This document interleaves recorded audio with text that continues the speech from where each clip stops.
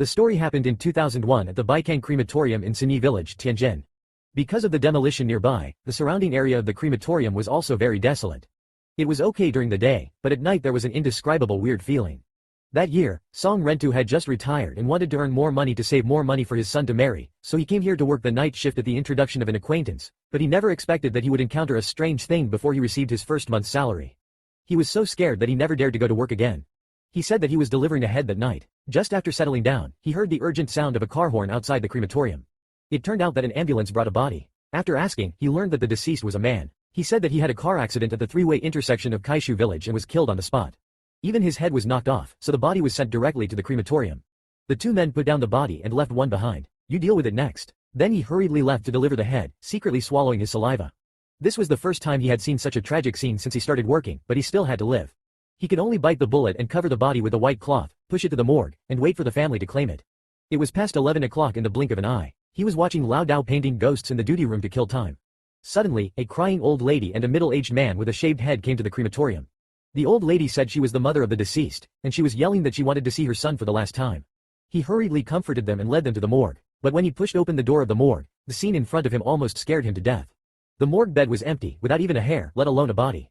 Seeing love, Songrentu's legs were so frightened that they went limp. Could it be that the corpse could run away by itself? At this time, the old lady's face changed, and she questioned the sender, asking what was going on.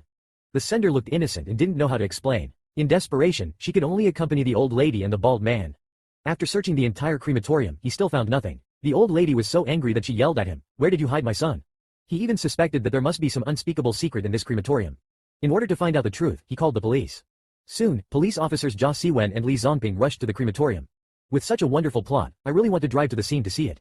Speaking of cars, I bought a BYD Han on Guazi used cars for just over 90,000 yuan, which is 100,000 yuan cheaper than a new car. It drives like a new one. New cars are losing value quickly now, so it's a good deal to buy Guazi. Every car on Guazi has been officially professionally tested. You can try driving it for 3 days before buying it. If you have a used car, you can also put it on Guazi for national auction. In short, just listen to me and buy and sell used cars on Guazi. Seeing the three people arguing, Jia Siwen shouted to calm down and began to understand the situation. When the old lady saw the police, she immediately changed her face and said in tears that after her son died, the body was sent here.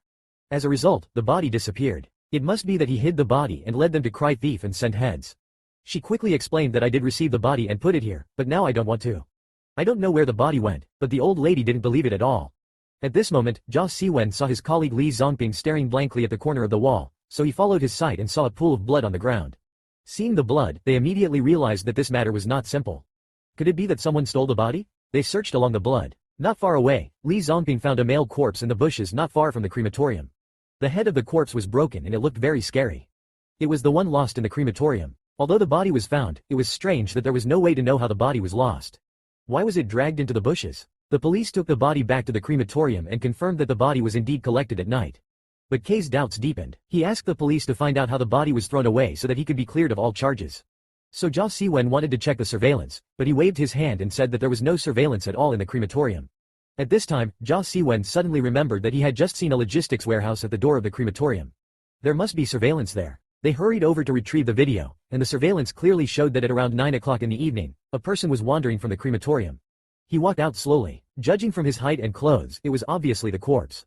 Seeing this, Jia Siwen and Li Zongping broke out in cold sweats. How could a dead person walk on his own? The two were terrified and felt that this matter was not simple, so they went back to the crematorium to check the corpse again. At this time, they also found a few fresh scratches on the face of the corpse. Jia Siwen frowned and suddenly remembered that the old man in the village said that cats and dogs must not be allowed to approach the corpse of a newly dead person, otherwise it is very likely to resurrect. At this time, on the wall of the crematorium, a group of wild cats were squatting quietly, their green eyes flashing with strange light.